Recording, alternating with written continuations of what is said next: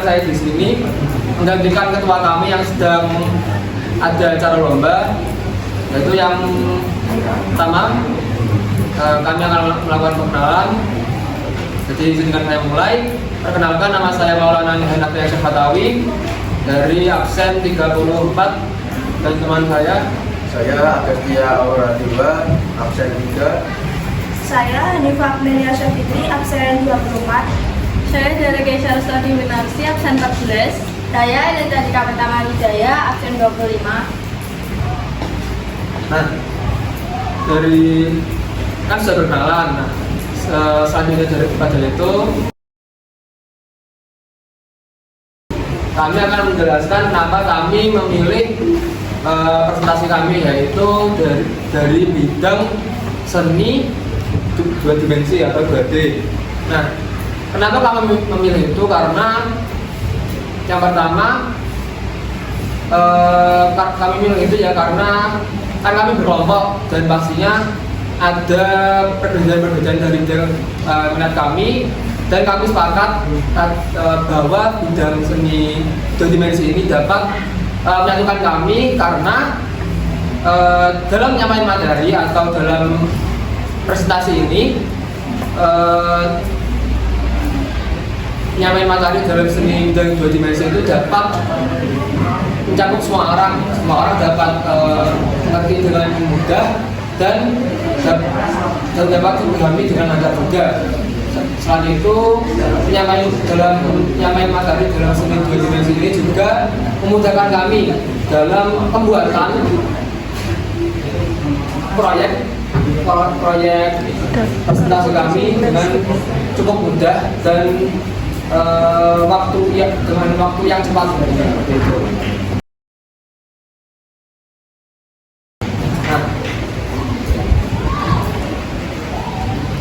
Dalam presentasi ini kami akan membahas apa?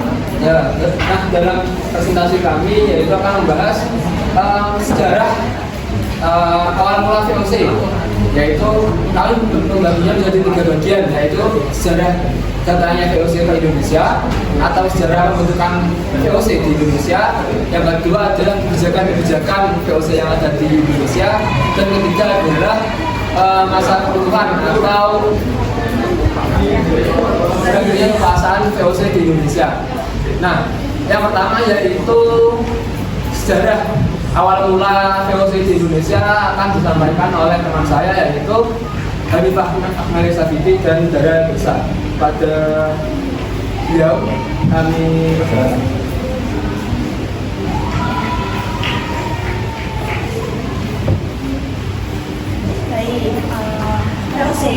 VOC memiliki kepanjangan yaitu Verenigd Oostindische Compagnie, yang artinya adalah perusahaan Belanda Timur yang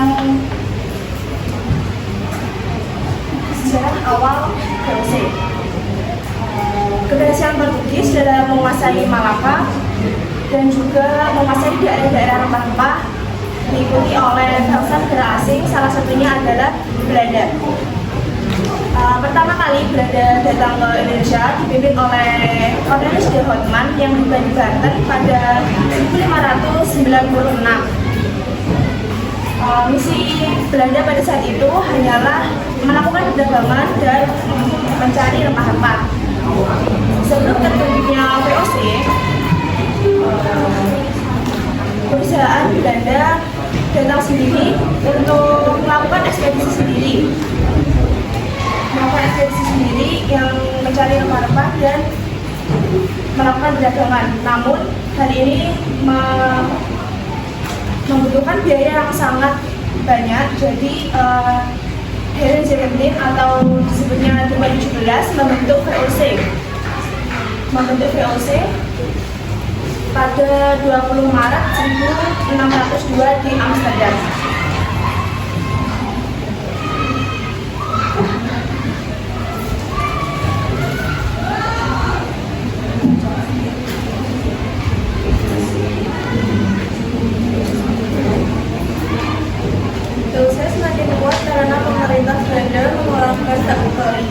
Doktori adalah keistimewaan yang dimiliki VOC untuk menjalankan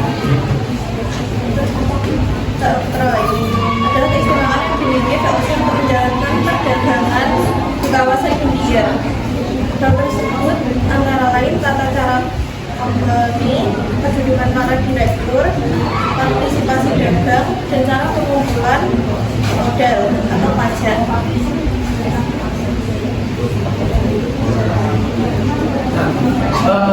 Berlanjut ke materi selanjutnya atau bagian selanjutnya, yaitu adalah kebijakan-kebijakan dan kebijakan-kebijakan tersebut akan disampaikan oleh saya, Maulana Aki Hajar Masawi, dan kawan saya Gracia Aurora II. Nah, kan kebijakan-kebijakan VOC kan selama mungkin ada satu abad berada di Indonesia kan lumayan banyak. Nah, daripada itu kami akan meringkas beberapa kebijakan-kebijakan yang sangat penting atau dirasa penting dari kelompok kami untuk dimasukkan ke dalam presentasi kami. Nah, yang pertama adalah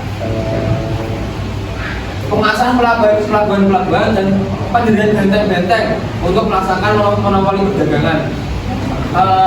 Pendirian pelabuhan itu kan sangat krusial bagi Belanda atau VOC dikarenakan VOC kan berdiri di Belanda dan Belanda sendiri terkenal dengan angkatan lautnya.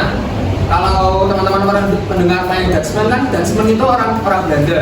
Nah, karena penguasaan Belanda dalam lautan itulah pendirian pelabuhan-pelabuhan dan benteng-benteng ini sangat penting untuk menjaga interest mereka atau kepentingan mereka di dalam wilayah Nusantara atau Indonesia modern sekarang ini.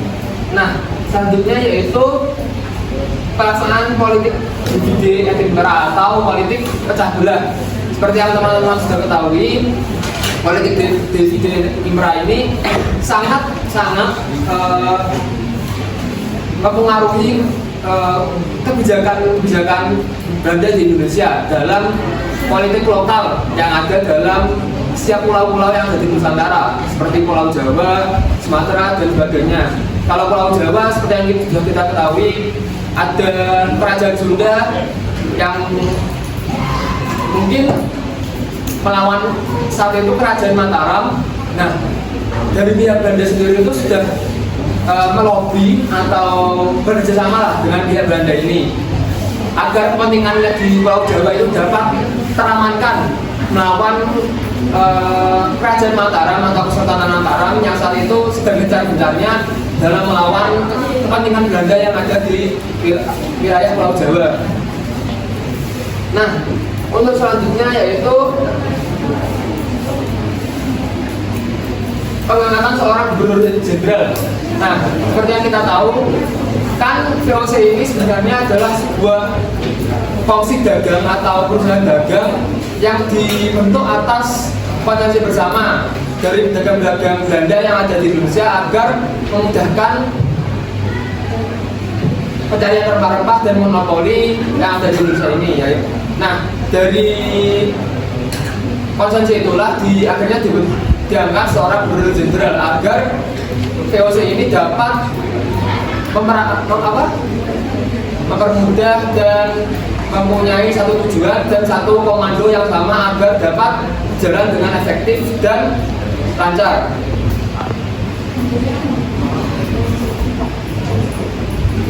Nah, untuk selanjutnya adalah seperti yang sudah disampaikan oleh Saudara Kaisa tadi dalam sejarah awal, yaitu hak oktroy, yaitu seperti hak monopoli.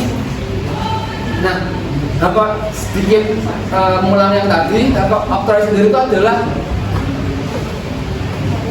hak yang diberikan oleh pemerintah Belanda yang ada daratan Eropa sana atau kerajaan Belanda yang diberikan kepada VOC agar kekuasaan VOC itu sendiri dapat berjalan dengan lancar yang ada di Indonesia tanpa campur tangan dari pihak kerajaan Belanda. Nah, yang pertama apa? Yaitu adalah hak monopoli.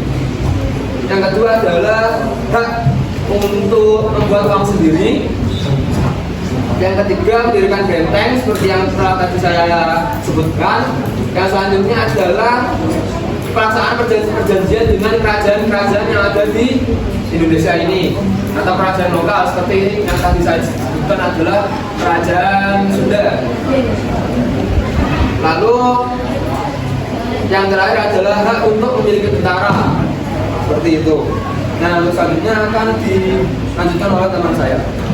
Baik, kebijakan selanjutnya yaitu ada membangun pangkalan atau markas VOC yang semula di Banten dan yang pun pindah ke Jakarta atau Batavia. Baik, jadi kedatangan VOC di Indonesia ini tentunya juga merupakan bukan tempat asal mula VOC berdiri sendiri. Jadi membutuhkan suatu markas atau suatu pangkalan untuk mereka bertempat tinggal sementara dan juga untuk melaksanakan kegiatan mereka yaitu berdagang. Nah, jadi yang dulunya bermula di Banten kemudian berpindah di Batavia dengan tujuan untuk mempermudah akses perdagangan dan juga memperluas kekuasaannya di Nusantara. Kebijakan selanjutnya yaitu melaksanakan pelayanan hobi. Dan selanjutnya ada adanya ekspansi yaitu untuk dibinasakan tanaman rempah-rempah yang melebihi ketentuan. Nah, jadi kedatangan VOC di Nusantara sendiri yaitu pastinya karena di Nusantara terdapat banyak rempah-rempah yang tidak ada di Eropa. Nah, beberapa tanaman-tanaman yang tidak dibutuhkan akan dibinasakan dan diganti dengan tanaman rempah-rempah yang akan digunakan untuk berdagang. Kurang lebih seperti itu. Dan berlanjut ke materi yang berikutnya atau bab berikutnya, yaitu adalah masa-masa keruntuhan VOC dan akan disampaikan oleh teman kami yaitu Helen Cantika pada Baik, di sini saya akan menyebutkan beberapa faktor yang menyebabkan runtuhnya VOC. Yang pertama yaitu banyaknya pegawai VOC yang melakukan korupsi. Yang kedua yaitu meningkatkan anggaran pengeluaran untuk peperangan, misalnya waktu pemberontakan Hasanuddin dari Goa. Yang ketiga adalah banyaknya gaji yang harus dibayar karena mempunyai pegawai yang sangat banyak. Selanjutnya adanya pembayaran dividen atau keuntungan, di mana keuntungan itu bagi pemenang saja, di mana itu memberatkan untuk bagi pihak VOC dan itu membuatkan pemasukan VOC sangat berkurang. Yang selanjutnya adanya saingan di Asia, yaitu saingan perdagangan, di mana itu adanya Inggris dan Prancis. Selanjutnya adanya perubahan politik Belanda dengan berdirinya Republik Bataaf pada 1795 yang demokratis dan berat, sehingga Belanda memilih untuk melanjutkan perdagangan bebas. Nah, dari tiga materi tersebut saya akan memberikan kesimpulan sedikit. Nah, sebelum saya memberikan kesimpulan, saya akan membahas satu masalah di sini, yaitu suatu pernyataan yang telah pernah disampaikan oleh Ibnu Khaldun dalam buku Muqaddimah, yaitu peradaban sendiri atau sebuah negara itu sejatinya sama seperti manusia, yaitu dalam masanya dia pernah menjadi anak kecil, tumbuh besar, menjadi dewasa, dan akhirnya menjadi tua dan akhirnya akan mati. Nah, seperti yang kita lihat bahwa VOC ini tuh didirikan dalam semangat mencari rempah-rempah, dalam semangat mencari kekayaan, yang pada akhirnya membuat VOC sangat pernah menancapkan kekuasaannya sangat kuat di Indonesia. Dari yang awalnya pedagang-pedagang Belanda yang berkonsumsi, naik terus mencapai puncak kejayaannya dalam melawan perang dengan kerajaan lokal, pendirian ibu kota Hindia Timur di Batavia, sampai kita melihat pada akhirnya yaitu untuk masa keruntuhannya, yaitu pada saat disebabkan oleh dari manusia itu sendiri atau dari negara itu sendiri atau peradaban itu sendiri. Nah, seperti yang kita lihat yang tadi disampaikan oleh Helen, yaitu dalam masa keruntuhannya, yaitu yang pertama adalah korupsi, yang kedua adalah pengeluaran biaya peperangan, banyaknya gaji yang harus dibayar dan banyak lagi. Nah, dari pada akhirnya yang membuat VOC itu runtuh adalah dirinya sendiri atau negara itu sendiri yang terbuai oleh masa dewasanya atau masa kejayaannya sebelum dia menjadi tua renta atau saat dia menjadi runtuh.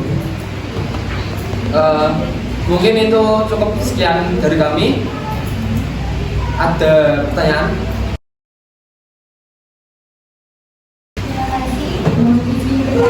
Saya juga bisa mengenal dari kelompok satu ingin bertanya, yaitu apa pengaruh dari diangkatnya gubernur jenderal dalam kekuasaan VOC?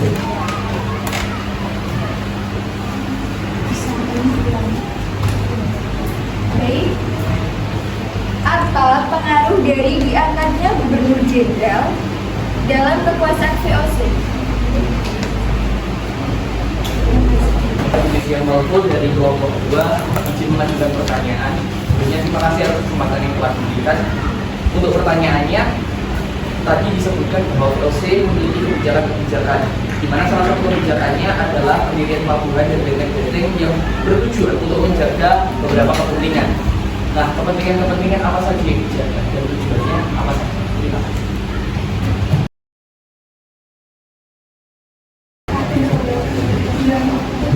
Baik, di sini saya akan menjawab pertanyaan dari besok dari Isti. Ya, pertanyaannya adalah pengaruh dari diangkatnya jenderal bagi VOC. Jenderal bagi VOC itu sangat penting karena memimpin tentaranya sendiri. Jadi jenderal itu dibutuhkan VOC untuk menyampaikan informasi atau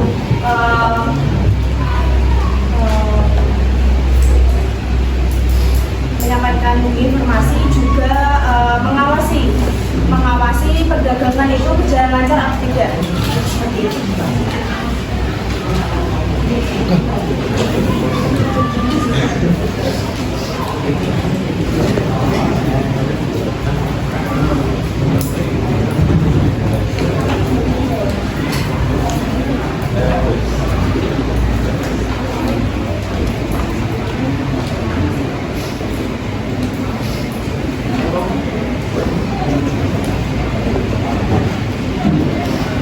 Baik, di sini saya akan menjawab pertanyaan dari Mas Levi, yaitu apa saja kepentingan mendirikan mendirikan pelabuhan dan benteng dan apa saja tujuannya. Di sini menjawab, VOC mendirikan sebuah pelabuhan atau benteng dikarenakan awal mula VOC datang ke Indonesia yaitu menggunakan armada laut, yang dimana itu juga merupakan sarana transportasi untuk perdagangan. Nah, mengapa mendirikan benteng itu sebagai tempat untuk berlindung atau tempat singgah, dikarenakan VOC adalah bangsa dari luar Nusantara, jadi akan sangat rentan dilawan dari bangsa Nusantara itu sendiri. Maka dari itu pendirian benteng dan penguasaan pelabuhan juga sangat penting bagi VOC untuk keberlangsungan perdagangan dan monopoli di Nusantara. Terima kasih.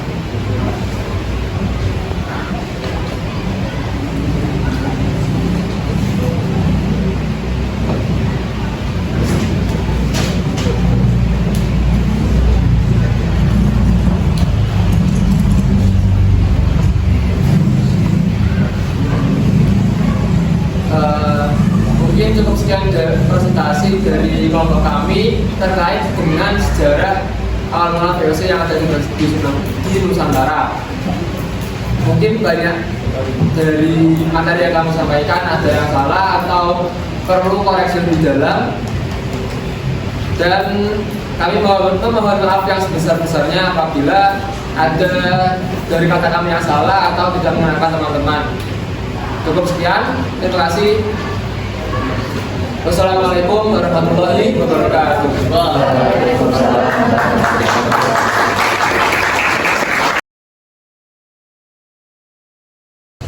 Assalamualaikum warahmatullahi wabarakatuh. Kami dari kelompok 2 akan mempresentasikan dan menjelaskan terjadinya kolonialisme dan interaksi barat yang ada di Indonesia.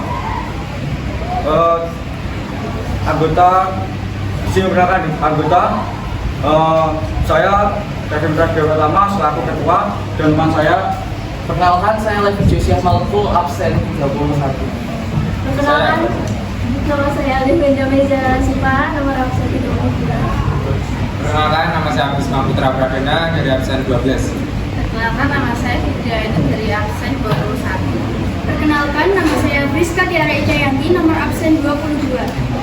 Perkenalkan, nama saya Diva Wardani dari absen 15. Selanjutnya yaitu menjelaskan konsep dan tujuan kelompok dari presentasi kami, yaitu mengambil seni yang akan dijelaskan oleh teman saya, yaitu Levi. Oke, baik, terima kasih atas kesempatan yang diberikan. Mengapa kelompok kami memilih seni musik? Karena salah satu bidang yang kami tekuni dan salah satu bidang yang kami pelajari adalah seni musik. Baik itu dari seni bermain gitar, bermain piano, bermain bass drum, dan lain sebagainya. Oleh karena itu, peminatan kami yang kami ambil secara langsung adalah seni musik. Yang kedua, alasan kami memilih seni musik adalah karena lirik-lirik dari musik dapat mempengaruhi psikologi manusia untuk menghafalkan materi yang ada, selain daripada membaca.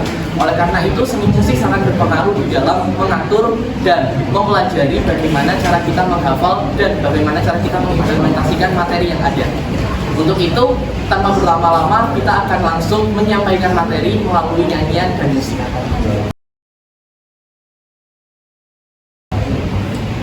Langsung aja dari kelompok kami.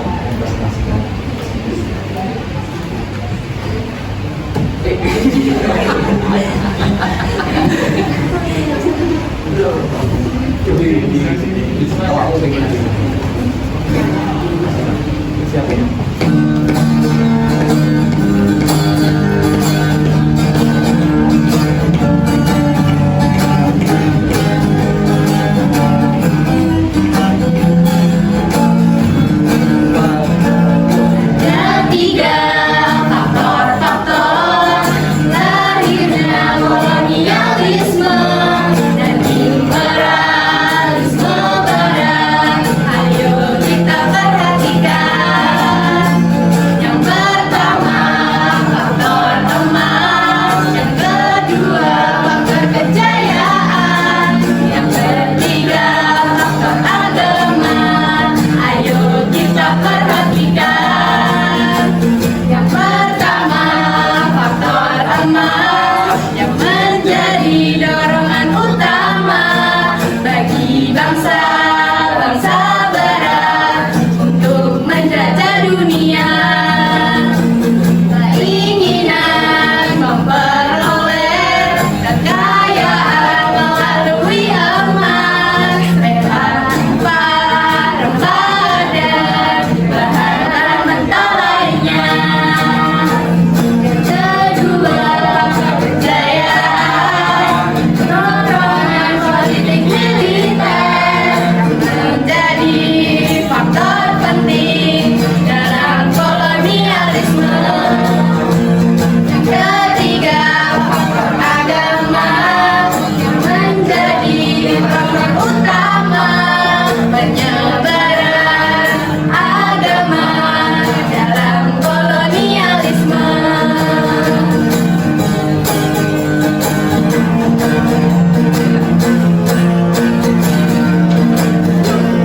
Selanjutnya, faktor pendukung. Ketiga, faktor-faktornya. Ayo kita perhatikan apa saja faktor-faktornya.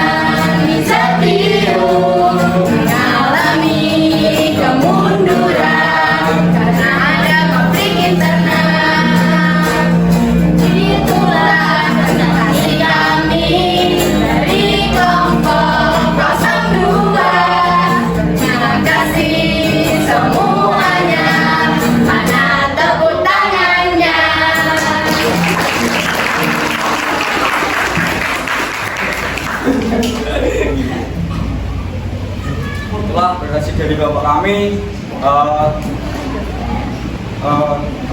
Mungkin ada pertanyaan dari teman-teman semuanya.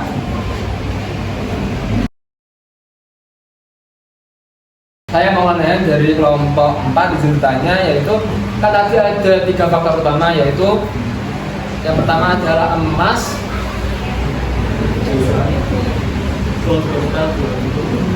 jadi emas, kejayaan dan agama. Nah, dari kejayaan tadi kan saya mendengar ada bahan mentah, betul atau tidak? Ya. Bahan mentah.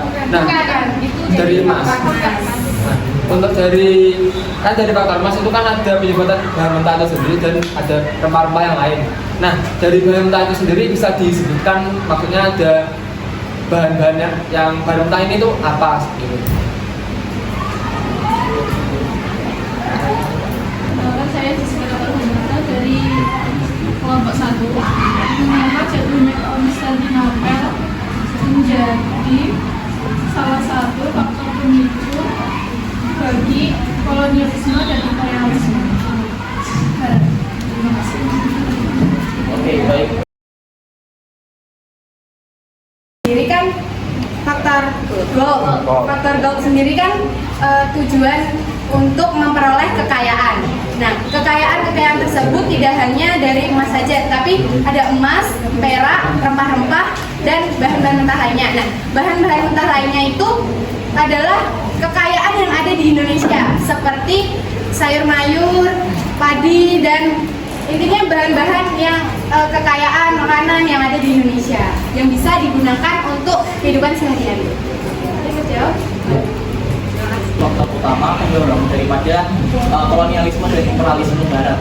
Gini, jatuhnya Konstantinopel itu membuat suatu pergerakan di mana pergerakan tersebut secara langsung menyebabkan gebrakan atau sesuatu yang tidak seimbang atau signifikan.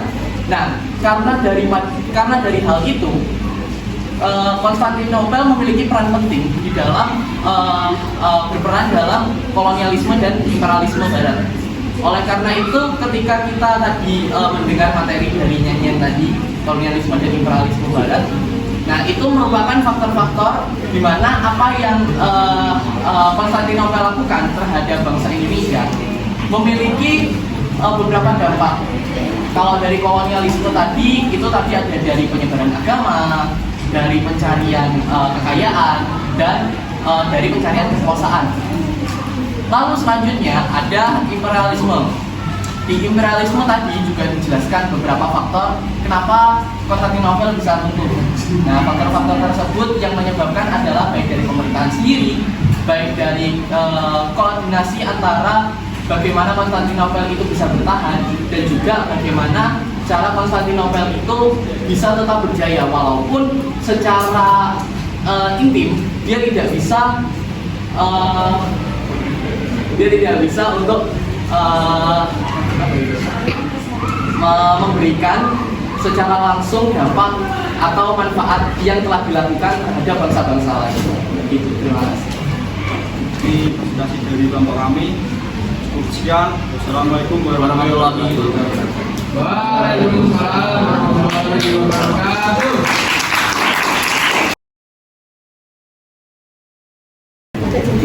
Assalamualaikum warahmatullahi wabarakatuh. Waalaikumsalam warahmatullahi wabarakatuh. Kami dari kelompok 5 ingin mempresentasikan hasil kelompok kami. Sebelumnya, perkenalkan nama saya Bimo Nugroho, absen 12 selaku ketua. Perkenalkan nama saya Abdul Brahmita, 1. Perkenalkan nama saya Pasukan Ayuadaris, absen 33. Perkenalkan saya Lani Irma absen 23. Perkenalkan nama saya Indra Pemutapin 2 absen 9. Perkenalkan nama saya Fadila Zara absen 18.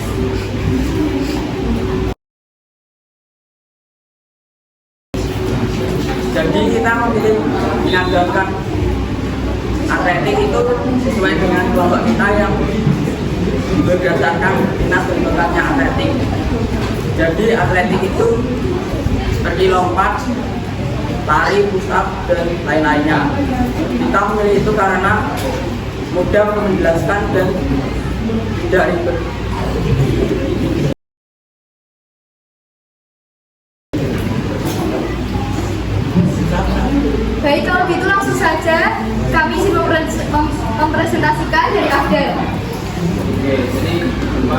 pada akhir abad itu kita masa pemerintah Dendels dan Raffles. Jadi yang pertama, pada akhir abad ke-18 Indonesia itu mengalami pergolakan setelah VOC dibubarkan dan Belanda diduduki Prancis. Setelah itu Inggris pun mengincar Nusantara dan Jawa menjadi fokus utama setelah Aysel de France dan Mauritius jatuh ke tangan Inggris pada 1807. Ancaman kehilangan tanah jajahan membuat Belanda menugaskan Herman Willem Dendels sebagai gubernur jenderal untuk mempertahankan wilayah Jawa dan dari serangan Inggris. Baik, saya lanjut.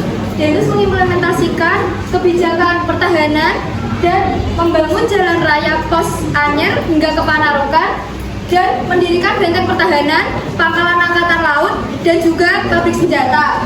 Selain itu, ia pun membagi Pulau Jawa menjadi 9 prefektur dan juga meningkatkan gaji pegawai dan mendirikan badan pengadilan sesuai adat istiadat wilayah masing-masing.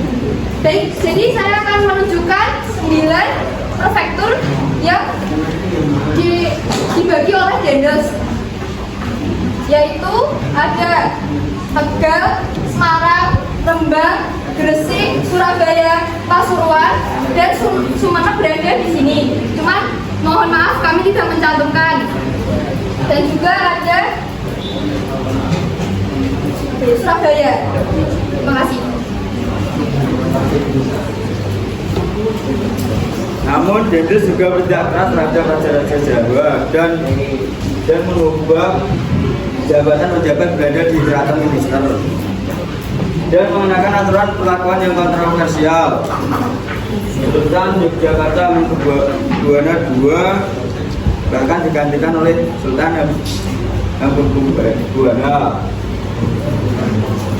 Karena menentang kebijakan tersebut, Banten pun mengalami penghancuran karena menolak pembangunan pos jalan raya. Pada tahun 1811, Dendels digantikan oleh John William Johnson dan Inggris pun berhasil menyerahkan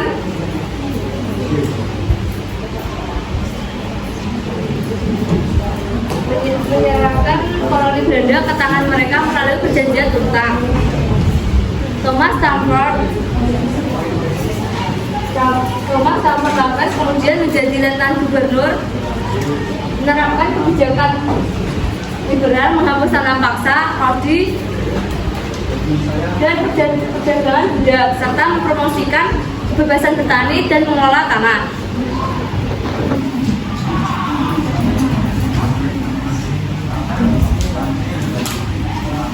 Kemudian, Raffles juga menghapus pajak hasil bumi.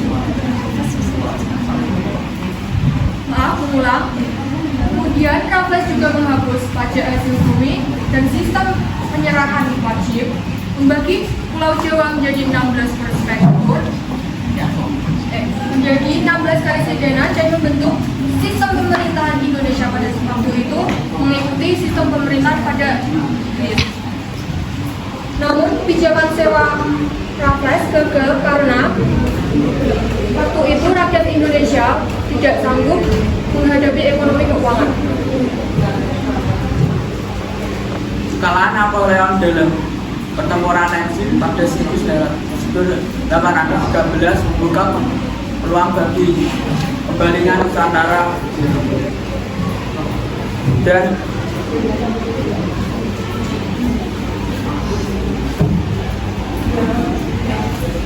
Nusantara Provinsi Banjar pada 1914 memastikan mengembalikan wilayah Nusantara yang dilaksanakan pada 1916 yang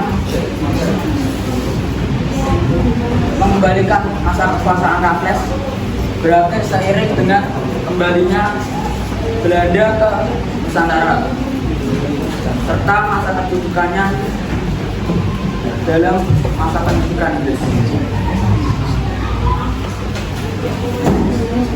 Baik, mungkin ada pertanyaan? Ya, silakan. Sebelumnya, terima kasih atas kesempatan ngobrol. Saya Isti Nurunisa, perwakilan dari kelompok 1 izin bertanya. Apa yang menjadi faktor digantinya Daendels menjadi James William Johnson berdasarkan kebijakan yang sudah ada? Jadi, akan kalau saya tahu Zulfa sejak lama perwakilan dari Zulfa itu saya akan bertanyakan mungkin di luar materi lebih tepatnya program kerja kalian. Nah, kalau ditanya tuh kalian memilih bulan besar ya, akan bulan besar. Nah, Maaf, kami tidak boleh bulan oh ya, ngerti. Tapi dalam presentasi kalian itu tidak ada unsur sama sekali dalam proyeknya. Itu gimana letak dari media presentasi kalian? Sama dari kelompok 2 izin bertanya, tadi juga oleh Hani dalam presentasi kalian ada 16 kekaisaran yang menjadi tonggak. Untuk apa saja kekaisarannya?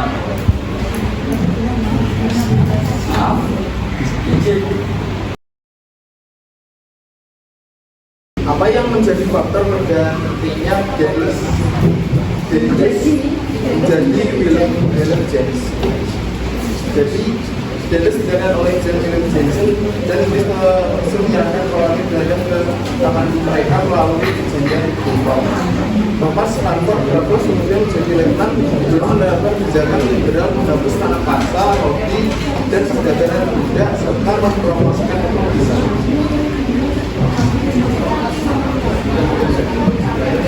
Daendels digantikan oleh John William Johnson dan Inggris berhasil menyerahkan koloni Belanda ke tangan mereka melalui perjanjian Bonpland. Thomas Stanford Raffles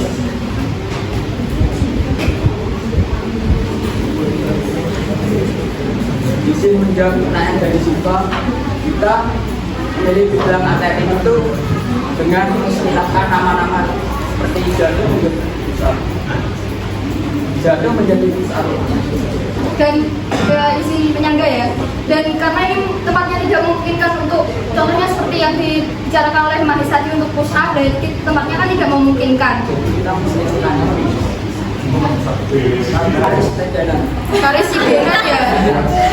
Karis Sidenan.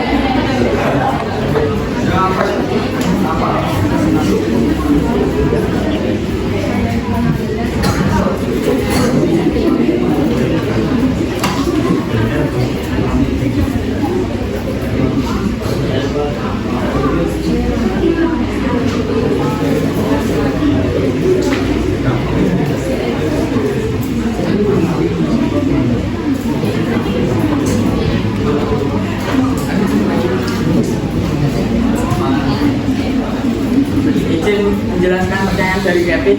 16 kali sederhana itu seperti Madiun, Surabaya, Semarang, Banten, dan sebagainya. Oke, maaf ya, izin menyangga karena ini gambarnya tidak memungkinkan. Jadi nanti mungkin bisa ditelusuri lagi mungkin dari internet ataupun buku.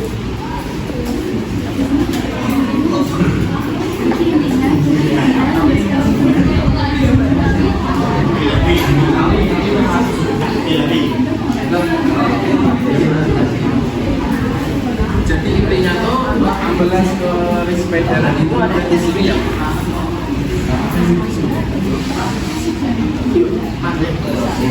Adakah pertanyaan lagi? Presentasi dari kami.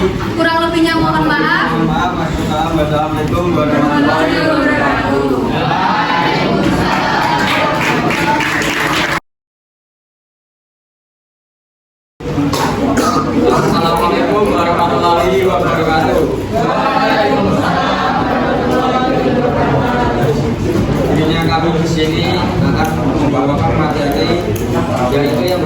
tentang lalu lintas perdagangan dunia sebelum era kolonialisme dan imperialisme Eropa.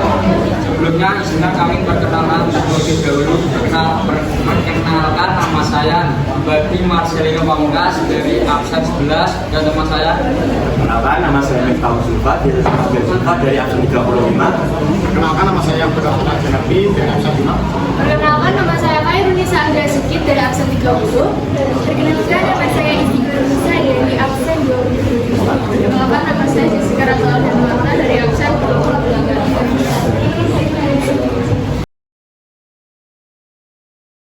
Selanjutnya di sini saya akan menjelaskan mengapa kelompok kita memilih konsep seperti ini. Pertama, pada awalnya kita memilih olahraga, terlebih khususnya olahraga bola kecil, karena mayoritas kelompok kita memiliki minat dan bakat pada olahraga bola kecil.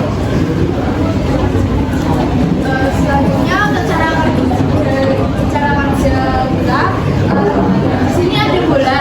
Dalam bola terdapat materi yang bisa kita ambil. Kalau kita ambil seperti ini, bisa kita ambil. Kedua, kita bisa buka seperti ini, lalu kita membaca materinya. Menambahkan ya dari bola-bola yang ada itu materinya itu materi kita dan tempatnya yang pastinya itu materi-materi yang pentingnya, materi pokoknya, intinya.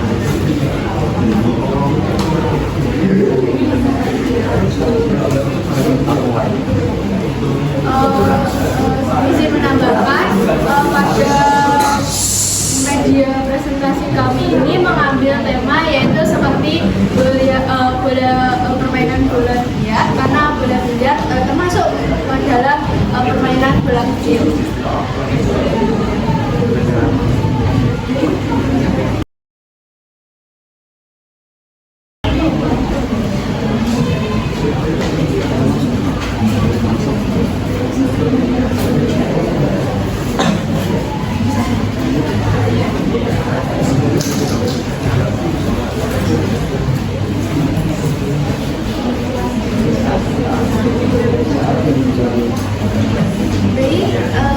Izin memaparkan materi awal, yaitu yang pertama, lalu lintas perdagangan dunia sebelum era kolonialisme dan imperialisme Eropa diawali dengan perdagangan melalui jalur perdagangan kain sutra.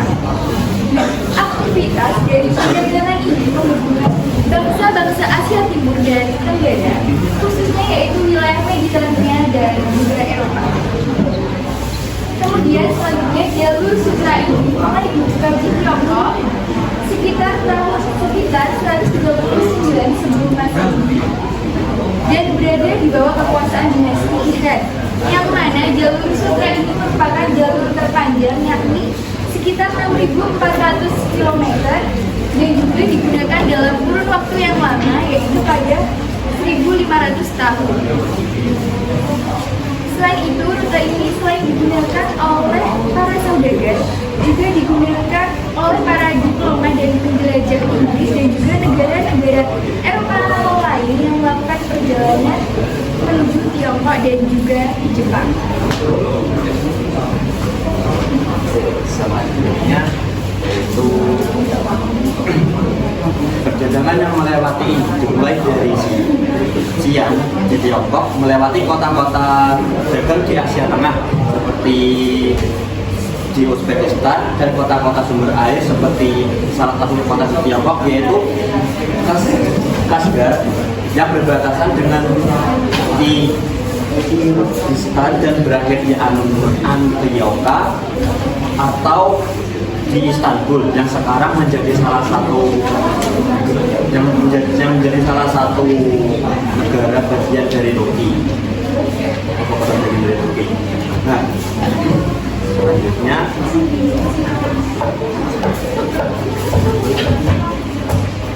selanjutnya semacam sistem perdagangan berantai. Barang-barang yang diperjualbelikan di jalur sutra yaitu terdiri dari seperti yang pastinya yaitu kain sutra, yang kedua ada emas, yang ketiga ada batu giok, yang keempat ada teh, dan terakhir ada berbagai rempah-rempah seperti yang kita cantumkan di papan biliar kita. Jadi di sini ada beberapa rempah-rempah, contohnya yaitu merica, kemiri, dan lain sebagainya. Tapi kita tidak menambahkan beberapa barang yang diperjualbelikan di Jalan Sutra seperti kain sutra, emas, batu giok, dan teh dikarenakan biaya yang relatif mahal, sehingga kita hanya menggunakan rempah-rempah sebagai media contoh kita. Selanjutnya hanya barang-barang mewah seperti itu yang diperjualbelikan dikarenakan nilai yang relatif mahal tentunya, dan seringkali tidak aman. Kota-kota yang dilalui jalur sutra dengan cepat berubah menjadi kota-kota perdagangan yang sangat diminati para Asia Tenggara dan Asia Timur, dikarenakan menjadi kota-kota pusat ilmu pengetahuan, seni, dan budaya. Selanjutnya, jalur sutra mulai ramai kembali sejak Kekaisaran Mongol pada abad ke-13. Selain karena reputasi militernya yang bagus, kekaisaran yang menguasai Tiongkok dan Asia Tengah ini mendukung adanya perdagangan. Pada waktu yang sama, hubungan antara Barat dan Tiongkok semakin terbuka, terlebih lagi adanya Marco Polo pada tahun 1271 sampai tahun 1292 berhasil melakukan perjalanan ke Asia seperti ke Tiongkok. Selama abad pertengahan, yaitu mulai dari abad ke-5 sampai ke abad 15, orang-orang yang berasal dari Venesia dan Genoa dari Italia mengendalikan bagian terbesar dari perdagangan di wilayah Mediterania yang menghubungkan ke pusat-pusat perdagangan utama seperti Konstantinopel, Antioquia, dan Alexandria, yaitu ketika bangsa-bangsa Eropa memulai menguasai teknologi kelautan sejak abad ke-15.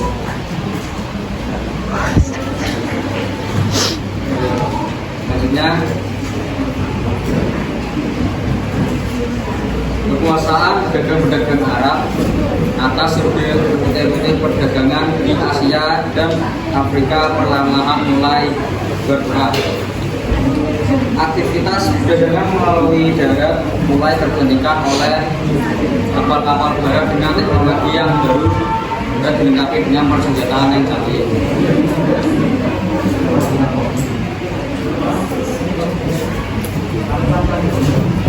Kota Konstantinopel yang sekarang menjadi Istanbul bertahan menjadi pusat perdagangan yang ramai sampai pertengahan abad ke-15.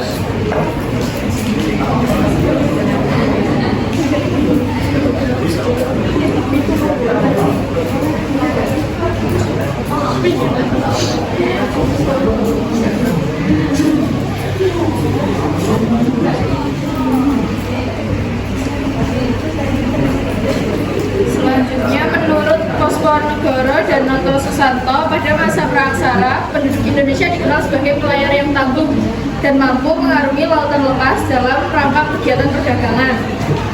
Pusat perdagangan tumbuh semakin besar di daerah pesisir Sumatera dan Jawa. Kedua pulau ini sangat terkenal di antara para penjajah dan para penjelajah dan para pedagang. Kemudian semakin berkembang lagi pada masa kerajaan Hindu-Buddha dan dilanjutkan di era kerajaan-kerajaan Islam.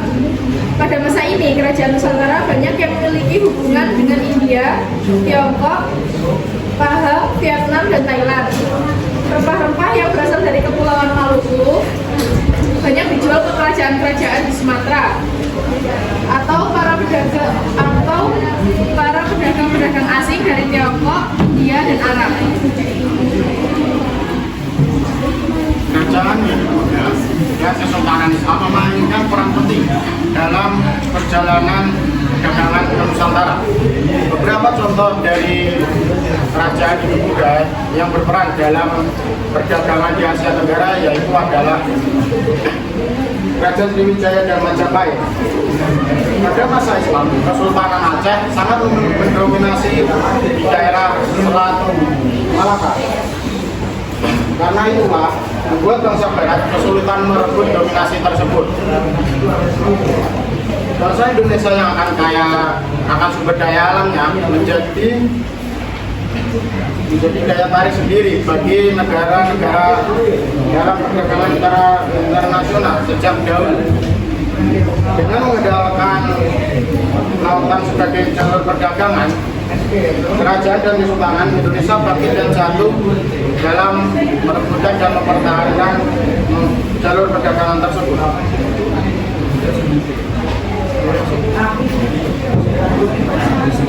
Apakah ada pertanyaan dari teman-teman? Ya, silakan. Novel menjadi pusat perdagangan. Karena masuk setiap dari perwakilan kelompok 6, sini saya izin bertanya, mata uang apa yang digunakan dalam perdagangan di berbagai negara tersebut? Terima kasih. Saya izin bertanya, kan itu adalah sebuah jalur perdagangan pada zaman sebelum imperialisme dan kolonialisme, terutama pada jalur sutra. Nah, jika pada masa sekarang ini jalur sutra tersebut dihidupkan kembali atau digunakan kembali, apakah masih dapat bersaing dengan jalur-jalur perdagangan yang lain yang dibentuk pada saat masa modern ini?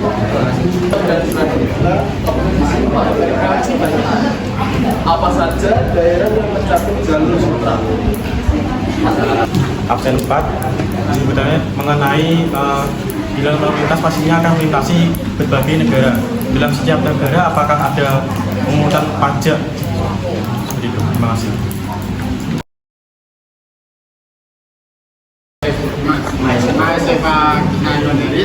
Kenapa Konstantinopel menjadi pusat perdagangan dunia?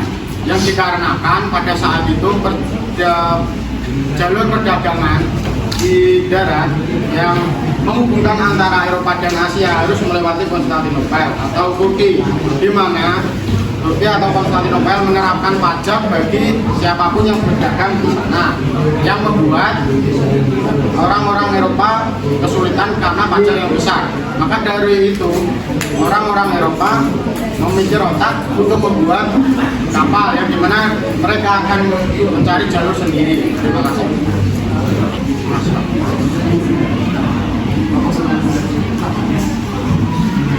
Bisa dijawab dari banyak masyarakat. Jadi mata uang yang digunakan yaitu yang digunakan jual beli perdagangan yaitu emas. Apakah bisa jika jalur ini diberikan kembali, apakah perdagangan masih efektif? Jawabannya tidak efektif karena di zaman modern ini sudah menggunakan banyak sekali teknologi transportasi seperti kapal, seperti pesawat, di mana jalur perdagangan bisa dilakukan di berbagai jalur, mulai dari darat, laut ataupun udara. Jadi tidak harus melewati jalur-jalur tersebut. Terima kasih.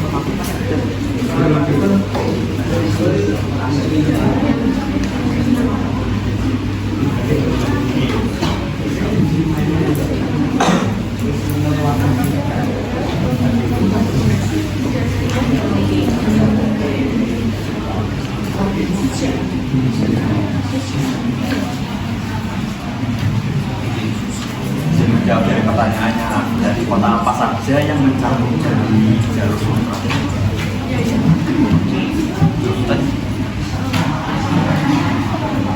Yang pertama itu ada di Tiongkok, yang kedua itu ada di Mongol, dan kedua ada di India, dan yang ketiga ada di Kazakhstan, dan mulai dari sisian salah satu kota di Tiongkok ada di Tangan, terus ada disamarkan yaitu salah satu kota di negara Uzbekistan, dan kota-kota sumber air seperti Kashgar di Tiongkok, di negara Tiongkok.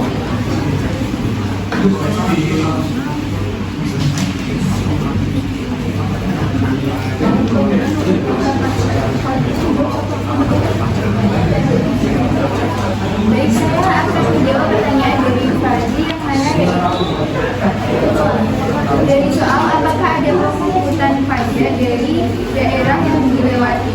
Jawabannya yaitu tidak ada.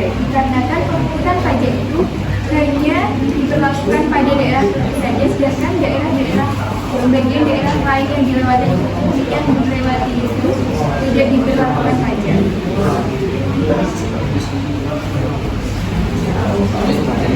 Terima kasih atas perhatiannya. Sekian dari kami. Wassalamualaikum warahmatullahi wabarakatuh.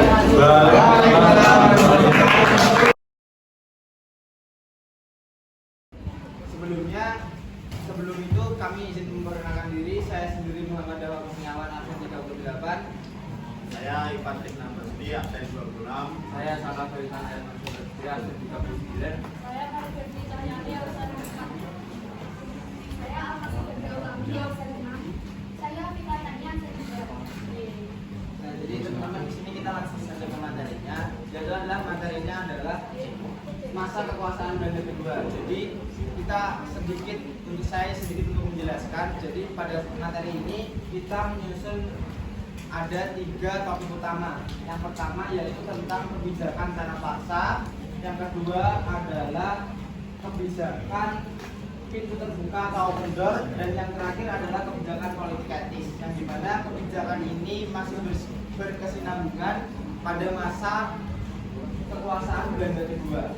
Saya jelaskan sedikit pada masa kekuasaan Belanda kedua, yaitu adalah pada Prancis pada periode setelah Belanda kembali menguasai wilayah Nusantara atau Indonesia, yang dimana pada saat itu setelah kekalahan Prancis dalam perang Napoleon, itu penyerahan kembali wilayah Hindia Belanda kepada Belanda oleh Inggris. Jadi yang dimana itu awalnya berdiri pada mulainya itu berdiri pada tahun 1816 dan berakhir pada tahun 1942 pada saat Jepang menduduki Indonesia setelah Perang Dunia Kedua. Jadi singkatnya saja, pada masa kekuasaan Belanda kedua ini itu pada saat Belanda itu kembali untuk menguasai wilayah Indonesia pada tahun 1916. Setelah itu ada kebijakan tanah paksa yang dikeluarkan oleh pihak Belanda. Mungkin bisa dijelaskan? Nah, jadi yang pertama adalah kebijakan tanah paksa atau yang biasa disebut dengan kultur settle. Kebijakan ini diterapkan pada tahun 1830 oleh Gubernur Jenderal Johannes van der Goes. Kebijakan ini mengharuskan para petani Indonesia, khususnya di penjuru Jawa, untuk menanam tanaman ekspor seperti teh, kopi, kakao, dan tebu. Jadi 20% lahan mereka. Lalu hasil tanaman ini diserahkan kepada pihak kolonial Belanda yang kemudian akan diekspor ke Eropa. Kebijakan ini bertujuan untuk menutupi defisit anggaran Belanda yang membengkak akibat perang Napoleon. Selanjutnya pada sistem tanah paksa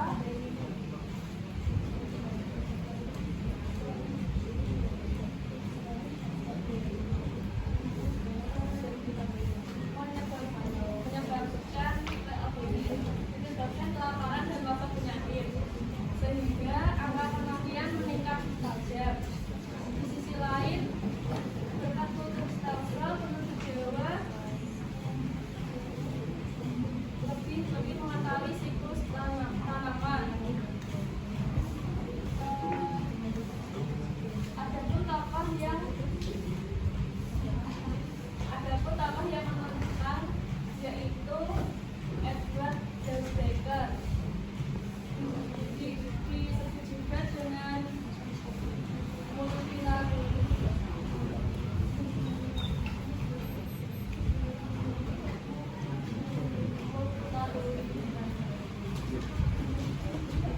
Dia juga menerbitkan buku yang berjudul Max Weber yang diisi tentang tuntunannya kepada pemerintah Belanda.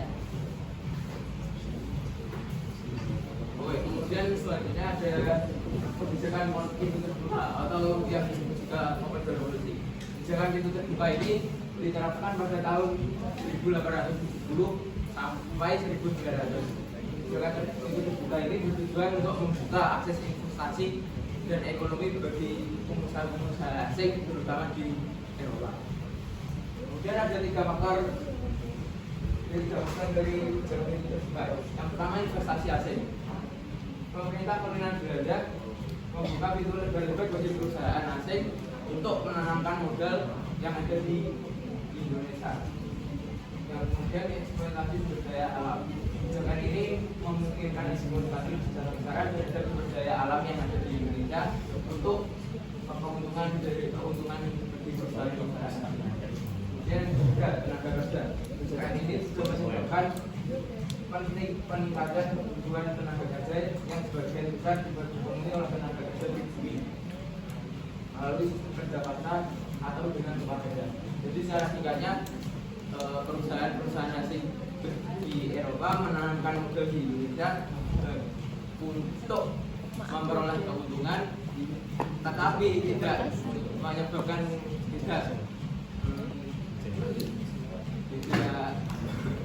tidak menyebabkan keuntungan bagi bangsa Indonesia. Selanjutnya yaitu kebijakan politik etis.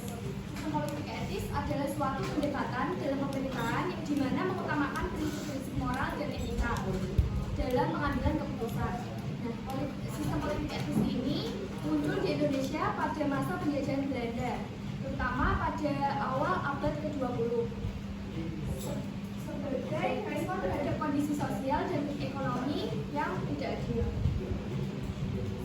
Lanjut, yaitu ciri-ciri sistem politik etis. Yang pertama yaitu keadilan sosial, dan yang kedua partisipasi masyarakat, dan yang ketiga pendidikan dan pemberdayaan, dan yang keempat penghormatan hak asasi manusia. Akibat dari sistem politik etis, yang pertama yaitu peningkatan kesadaran politik, dan yang kedua perbaikan kualitas hidup, dan yang ketiga stabilitas sosial, dan yang keempat konsekuensi negatif. Sistem politik etis merupakan upaya untuk menciptakan masyarakat yang lebih adil dan beradab, meskipun tantangan dalam implementasinya sering kali kompleks. Setelah kebijakan pintu terbuka, Belanda menerapkan sistem politik etis sebagai bentuk tanggung jawab moral terhadap bangsa Indonesia untuk memperbaiki kondisi bangsa Indonesia. Selanjutnya yaitu 3 hal yang ditekankan oleh sistem politik etis, yaitu edukasi, yaitu pendidikan, yang kedua yaitu imigrasi, yaitu perpindahan penduduk, yang ketiga yaitu irigasi atau pengairan. Kemudian sistem politik etis membuka kesempatan bagi pribumi untuk mendapatkan pendidikan yang lebih layak, namun tetap terbatas pada kalangan tertentu. Nah, jadi bisa kita simpulkan bahwasanya pada masa kekuasaan Belanda kedua ini, dari ketiga poin kebijakan-kebijakan yang sudah dikeluarkan itu memiliki berkesinambungan, dari mulai kebijakan tanah paksa yang di situ benar-benar untuk merugikan bangsa Indonesia. Setelah itu juga ada kebijakan open door dan juga sampai kebijakan politik etis yang dimana dari pihak Belanda juga mempunyai tanggung jawab untuk membenarkan pada masa kejayaan itu, yang dimana dari mulai pembenaran dari moral dan lain-lain untuk memberikan juga di situ perlindungan seperti itu. Jadi ketiga poin tersebut masih berkesinambungan sekali pada masa kekuasaan Belanda kedua. Jadi sebelum kami tutup presentasi kami cukup sampai sini. Sebelumnya kami akan membuka untuk sesi tanya jawab.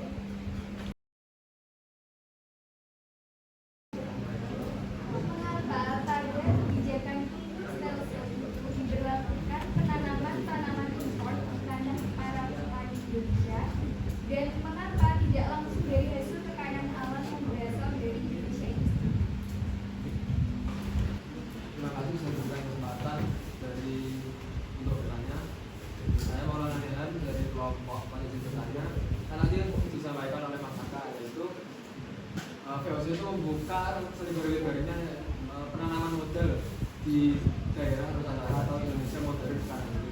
Nah, dari bentuk penanaman modal tersebut itu bisa disebutkan apa saja atau bagaimana bentuknya?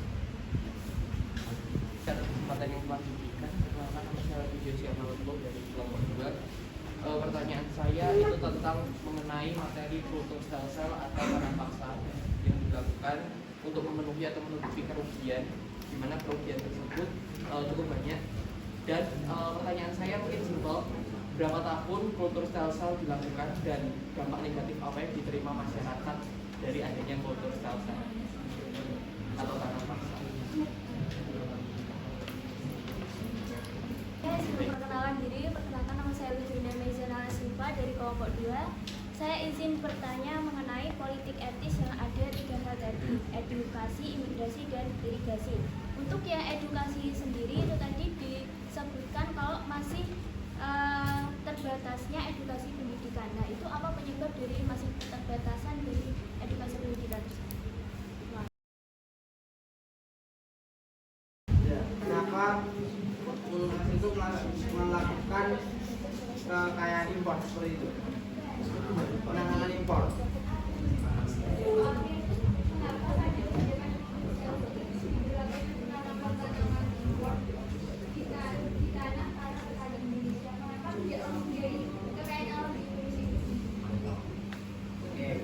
Jadi kenapa penanganan impor di tanah Indonesia? Itu yang pertama, yaitu adalah iklim yang ada di Indonesia itu sangat cocok untuk tanaman tersebut. Seperti itu. Jadi kenapa dari pihak luar itu ingin menanam di Indonesia? Karena yang pertama dari iklim. Yang kedua adalah memang untuk di iklim negaranya sendiri itu kurang cocok untuk tanamannya tersebut. Jadi pihak luar itu lebih memilih untuk bagaimana dia menanam di Indonesia. Jadi menanam di Indonesia itu juga dia bisa mendapatkan keuntungan untuk negaranya sendiri. Jadi negara Indonesia itu dirugikan seperti itu. Baik, untuk pertanyaan dari Mas Diren, untuk penanam modal sendiri bisa seperti tanam paksa tersebut. Jadi seperti tumbuhan yang ditanamkan di Indonesia, tetapi menggunakan bahannya Indonesia dan bangsa Indonesia tidak memperuntukkan. Kemudian pembangunan, jadi pembangunan yang ada di Indonesia seperti benteng Marinbus itu kan milik punya Belanda. Jadi tadi ada istilah kami menangkap ada 2 pertanyaan ya, yaitu adalah dampak negatif dan juga berapa tahun. Oke, untuk tahunnya itu kurang lebih ada 35 tahun karena itu berjalan pada tahun 1830 sampai 1865. Untuk dampak-dampaknya sendiri mungkin dari teman-teman semuanya atau Radvi sendiri, kita hanya ambil untuk sampel-sampel yang simpel. Sampel-sampel yang simpel yaitu adalah yang pertama, dari masyarakat Indonesia itu adalah kekurangan sekali untuk gizi. Yang pertama, karena emang dia menanam untuk diserahkan kepada pihak Belanda, yang dimana dia dari bangsa Indonesia sendiri tidak mendapat keuntungan dan juga penghasilan sangat sedikit, yang dimana semuanya itu harus diserahkan oleh Belanda. Seperti itu. Mungkin setelah itu ada berdampak pada dari mulai ekonomi masyarakat Indonesia sendiri, yang dimana ekonomi itu adalah yang pertama dari mulai lahan pertaniannya yang udah diambil dari pihak Belanda. Jadi lahan pertanian tersebut kan salah satu sumber ekonomi atau sumber penghasilan masyarakat Indonesia pada saat itu. Jadi kurang lebih banyak sekali yang diambil oleh Belanda. Jadi bangsa Indonesia itu hanya sedikit untuk mendapatkan upah ataupun hasil, atau bahkan dari masyarakat Indonesia sendiri itu tidak mendapatkan hasil. Jadi mungkin dampaknya itu lebih bagaimana pada kondisi masyarakat Indonesia yang sangat memprihatinkan dan juga kondisi ekonomi seperti itu. Baik, izin menjawab dari pertanyaan Linda. Jadi dari terbatasan dari pendidikan atau edukasi itu, yang pertama yaitu mulai dari terbatasan transportasi, yang dimana pada saat itu rakyat Indonesia belum mengenal kendaraan. Jadi pada saat itu rakyat Indonesia masih jalan kaki, dan dimana sekolah-sekolah pada saat itu masih lumayan jauh jaraknya, jadi tidak memungkinkan untuk sampai pada sekolah itu. Yang kedua yaitu tenaga kependidikan, yang dimana pada saat itu tenaga kependidikan masih sangat terbatas, jadi tidak memungkinkan untuk menghidupkan sekolah-sekolah yang ada di dekat situ. Baik, bagaimana? Mungkin dari kelompok kami cukup sekian. Sebelumnya apabila ada salah kata mohon dimaafkan, dan untuk kami undur diri. Wabillahi taufiq wal hidayah. Wassalamualaikum warahmatullahi wabarakatuh.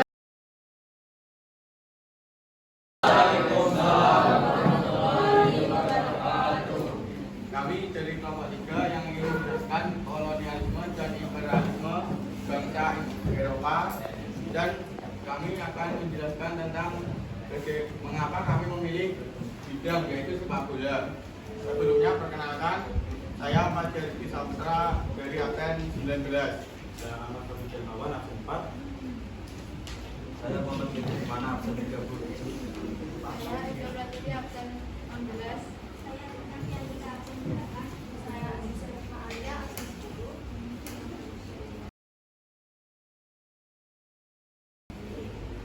Kenapa kami memilih bidang sepak bola? Dikarenakan pada saat kami rundingan, kami memilih sepak bola dengan banyaknya dari kelompok kami mempunyai hobi atau minat dalam sepak bola, dan juga sepak bola sangat mudah untuk diimplementasikan oleh semua kalangan, dari kalangan kecil, anak kecil sampai orang dewasa. Dan juga sepak bola sendiri adalah alat pemersatu semua kalangan. Seperti yang kita tahu, karena dengan timnas dan juga Piala Dunia cara bersatu di satu tempat di tuan rumah seperti itu. Dan juga sepak bola itu sendiri menjadi sebuah tantangan untuk alat untuk menjelaskan kami. Dikarenakan sangat sulit juga untuk menempelkan karena bidangnya bola seperti itu.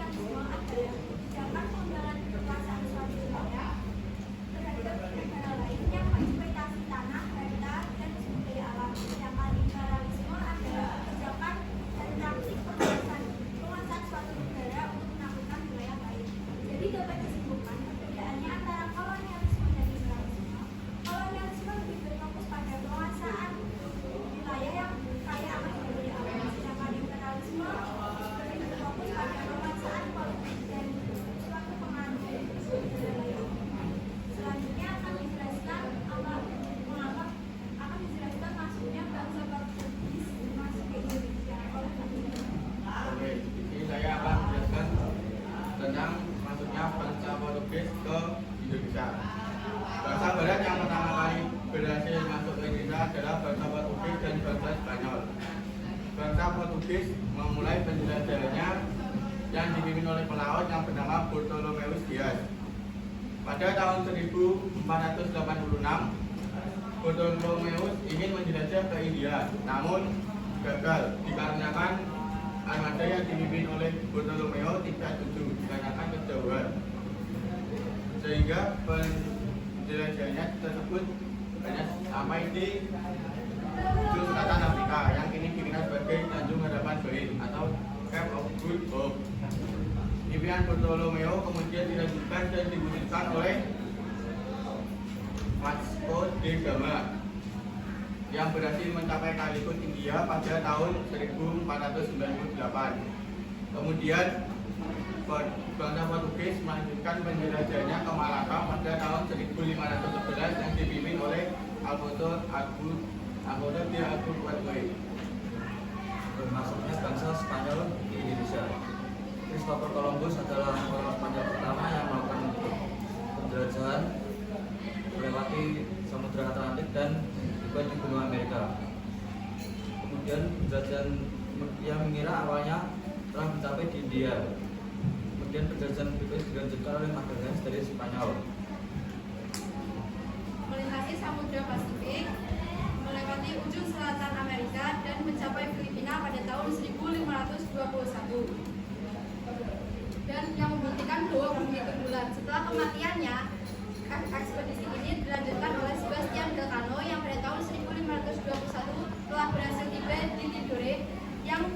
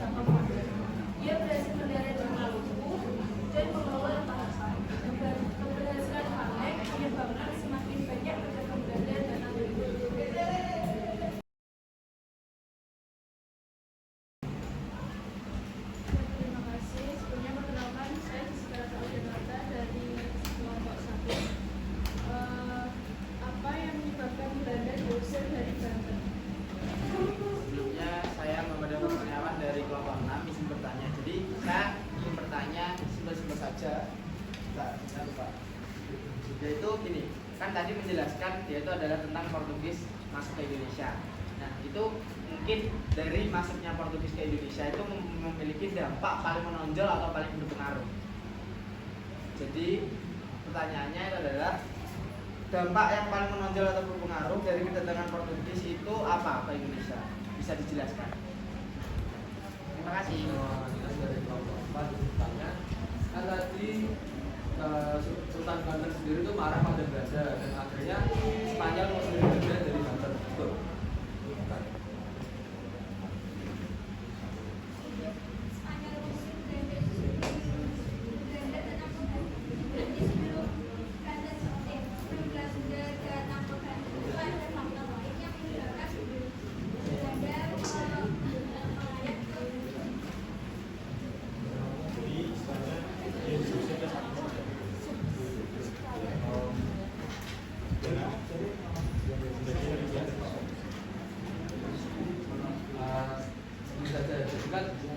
Belanda datang setelah Belanda diusir oleh Spanyol kan datang ke Banten. Nah akhirnya kan ada kerjasama dari Sultan Kerajaan Banten sendiri dan Belanda. Enggak. Saya mau bertanya tentang kolonialisme dan imperialisme. Jadi pertanyaan saya tentang sebutkan contoh-contoh kolonialisme dan imperialisme di Indonesia. Terima kasih. Sebenarnya, nama saya Ipatania Sedua. Di kelompok 6, apa yang menyebabkan konflik antara Spanyol dan Portugis?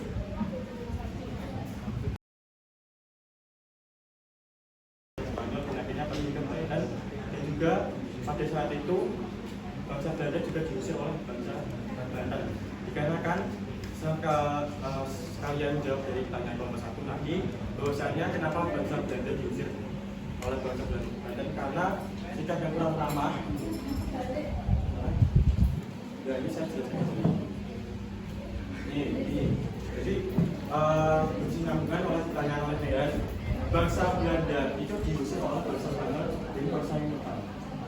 Ya, dari situ dan akhirnya bangsa Belanda itu datang ke Banten, dan dikarenakan sikap Belanda, bangsa Belanda yang kurang ramah juga berusaha memonopoli bangsa daerah Banten, wilayah Banten, dan akhirnya membuat Sultan Banten itu marah, dan akhirnya membuat ekspedisi bangsa Belanda ini dianggap gagal. Maka dari itu diteruskan oleh bangsa Belanda pada tahun 1598 sampai 1600. Itu bangsa Belanda datang kembali namun tidak di Banten. Seperti itu.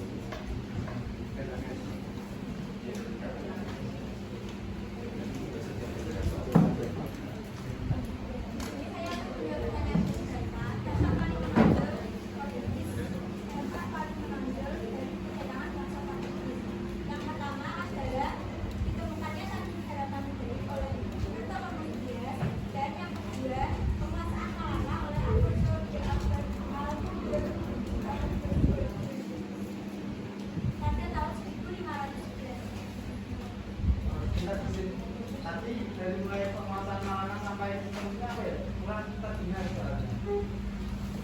Data yang pertama, Ya. ditemukannya Tanjung Harapan Baik oleh Bartolomeu Dias. Yang kedua adalah berhasilnya penguasaan Malaka pada tahun 1511 yang dipimpin oleh Alfonso de Albuquerque.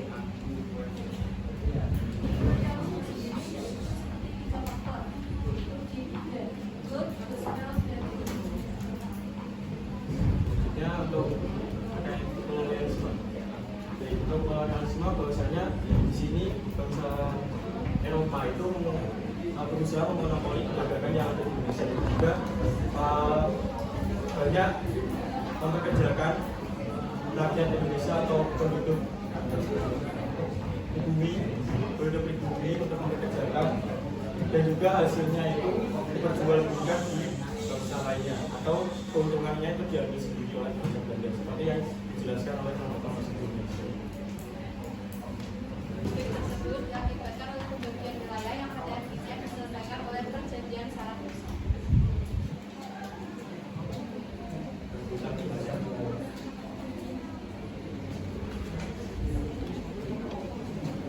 Ya, dispensasi dari kelompok kami ada kata yang kurang berkenan, mohon dimaafkan. Assalamualaikum warahmatullahi wabarakatuh. Baik, saya dari Ketua Kelompok 4 yang sebelumnya minggu kemarin belum hadir akan menjelaskan tentang sejarah lahirnya VOC dan masa berakhirnya. Sebelumnya izin memperkenalkan diri, nama saya Muhammad Kamandara, akan 26. Saya yang dibilang akan 17. Jadi kami berdua akan menjelaskan mengenai sejarah lahirnya VOC dan kebijakan-kebijakan VOC serta mengapa VOC itu bisa bubar. Jadi pertama, sejarah awal kedatangan VOC merupakan singkatan dari Verenigd Ost-Indische Company. VOC berdiri pada awal 1602 untuk memonopoli perdagangan di Indonesia. Pertama, VOC mempunyai pemimpin pertama yang bernama Cornelis de Houtman dan kebijakan VOC.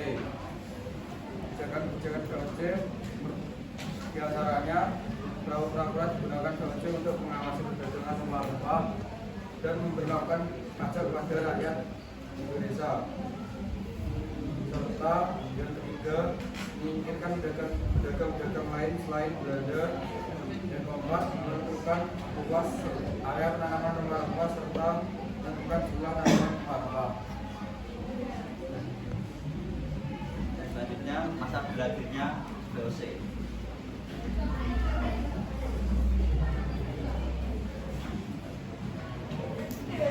Masa berakhirnya VOC tepatnya pada tanggal 31 Desember 1799. Faktor internalnya yang pertama yaitu dikarenakan korupsi. Yang kedua, sebagai pegawai VOC ikut serta dalam perdagangan rempah-rempah demi keuntungan pribadi. Yang ketiga, perdagangan gelap yang merajalela. Yang keempat, dia untuk pegawai sangat besar karena meluasnya kekuasaan VOC. Selanjutnya yang kelima, dia perang yang besar. Dikarenakan VOC menanggulangi biaya yang perang yang besar untuk menangani perlawanan rakyat. Yang keenam, adanya persaingan dagang dan persekutuan dagang lain. Yang ketujuh, masukan kas disertai hutang yang menumpuk. Yang seterusnya ada faktor eksternal. Faktor eksternal tersebut Belanda dikuasai Prancis pada tahun 1792. Prancis kedua, Napoleon menguasai Belanda. Mungkin cukup sekian presentasi dari kita berdua. Mungkin ada pertanyaan atau yang ditanyakan. Silakan Mas Levi. Terima kasih atas kesempatan yang diberikan. Tadi kan VOC itu kan dipimpin oleh yang namanya Windows.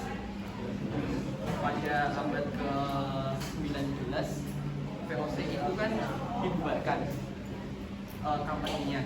Nah, salah satu alasan paling penting mengapa VOC dibubarkan itu karena apa dan mengapa? Terima kasih.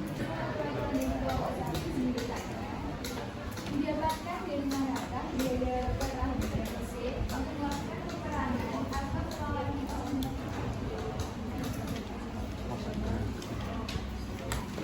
Terima kasih atas kesempatannya. Jadi pertanyaan saya adalah kenapa organisasi VOC itu berdiri dan menjadi organisasi terbesar di dunia? Terima kasih. Saya Dinoviantika Cendrakan, izin bertanya, daerah mana saja yang dikuasai oleh VOC?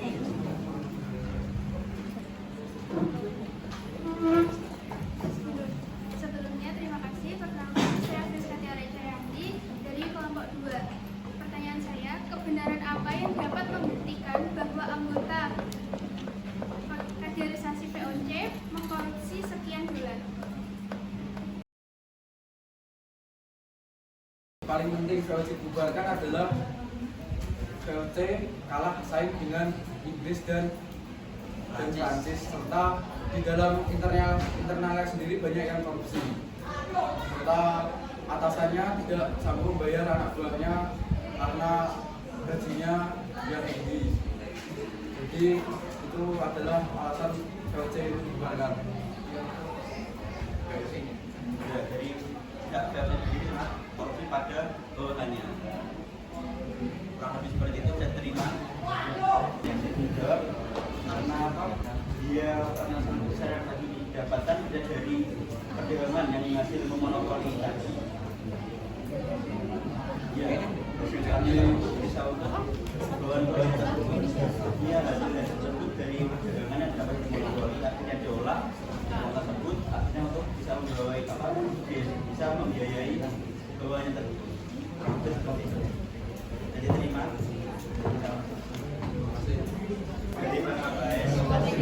Mengapa VOC didirikan? Karena untuk memonopoli perdagangan di Indonesia. Jadi untuk menguasai perdagangan di Indonesia. Bisa terima.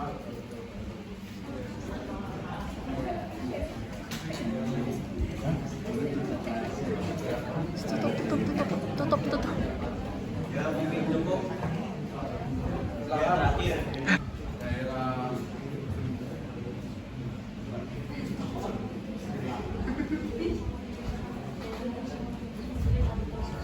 yang pertama daerah-daerah yang dikuasai VOC. Yang pertama itu ada Indonesia modern, yang kedua Sri Lanka, kemudian Maluku. Cukup seperti itu yang terjadi dari perdagangan VOC. ikan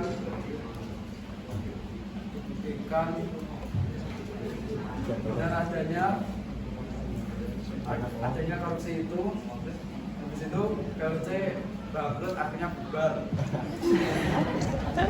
Itu apa? Pemaparannya karena Saya diterima. Yang pertama, seperti yang sudah kita tahu, faktor korupsi di dunia kan sudah mengakar jauh ke dalam.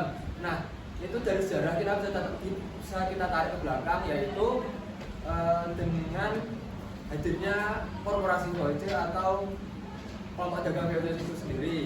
Nah, yang kedua, kan itu sudah dibilang sama Mas Gilang, kejatuhannya VOC itu sendiri kan pasti ada alasannya.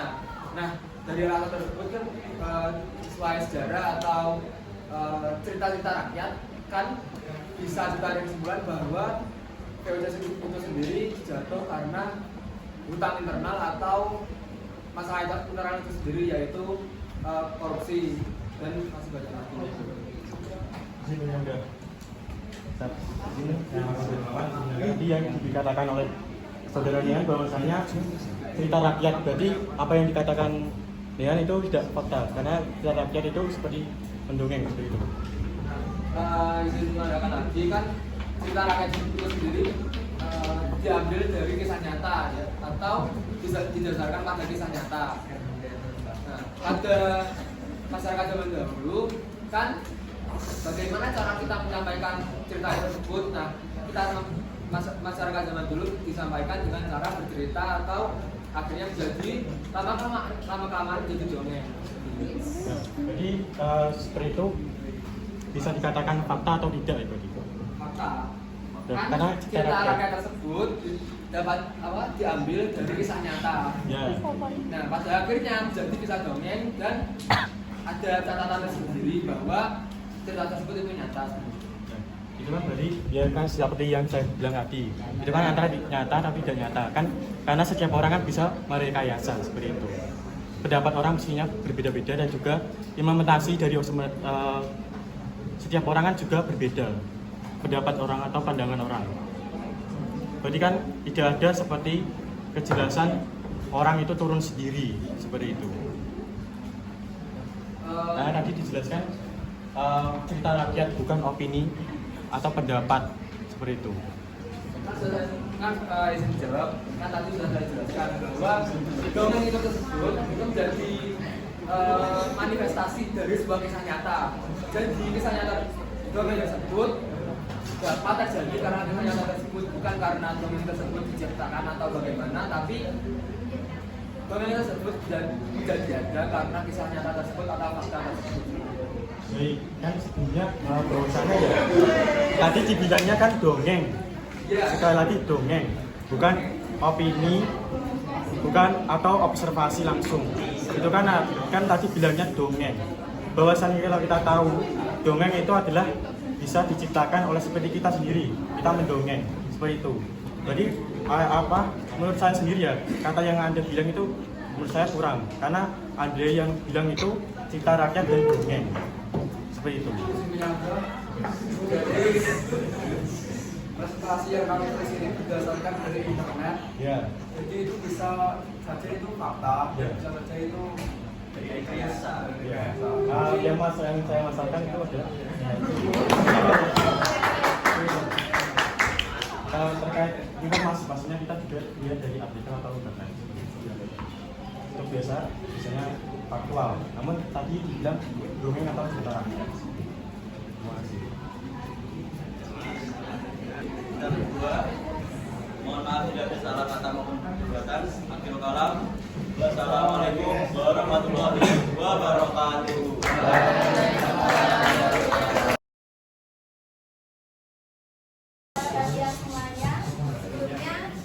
Assalamualaikum warahmatullahi wabarakatuh.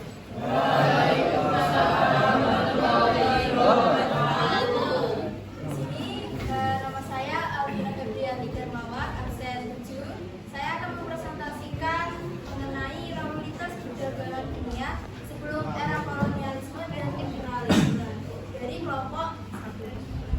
Tentu saja perdagangan dunia sebelum era kolonialisme dan imperialisme itu dimulai dari Eropa mengawali perdagangan melalui jalur perdagangan jalur sutra. Sedangkan jalur sutra sendiri itu mulai dibuka pada 139 sebelum Masehi di Tiongkok di bawah kekuasaan dinasti Han. Lalu jalur sutra ini merupakan jalur terpanjang, yaitu 6.400 km, dan digunakan dalam kurun waktu yang lama, yaitu 1.500 tahun. Selain itu, rute perdagangan jalur sutra ini selain digunakan sebagai jalur perdagangan, juga digunakan sebagai dilalui oleh para diplomat dan juga penjelajah Inggris dan negara-negara Eropa yang lainnya yang melakukan perjalanan menuju Tiongkok dan Jepang. Selain itu,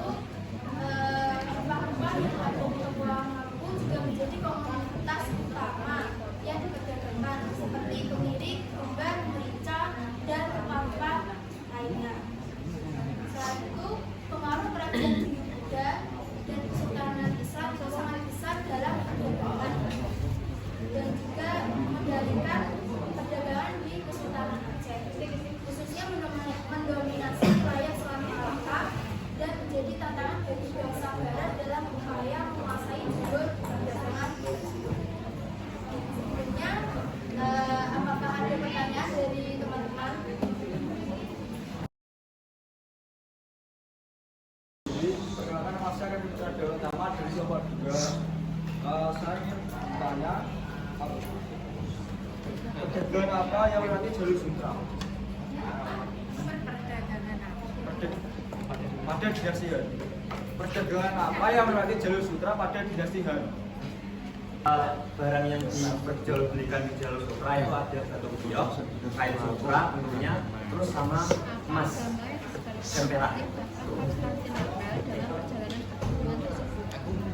Agama yang disebarkan oleh bangsa Konstantinopel dalam perjalanan perdagangan tersebut.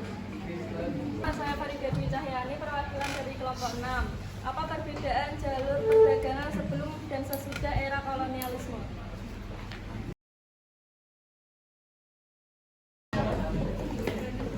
Tadi sudah saya sebutkan, yaitu ada berdiri, ketumbar,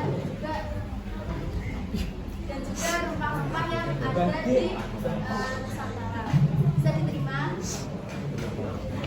Mau ngawur sopo ini? Konstantinopel itu bisa diterima, yaitu agama Islam. Karena bisa kita lihat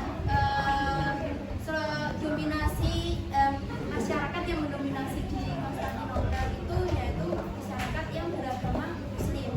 Jadi mereka melakukan perjalanan sekaligus menyebarluaskan agamanya yaitu Islam. Mungkin perbedaan dari era kolonialisme dan era sekarang ya. Itu untuk era kolonialisme perdagangannya tuh melalui tadi jalur perdagangan sutra ya, sutra itu. Dan perbedaannya mungkin untuk jalur perdagangan pada zaman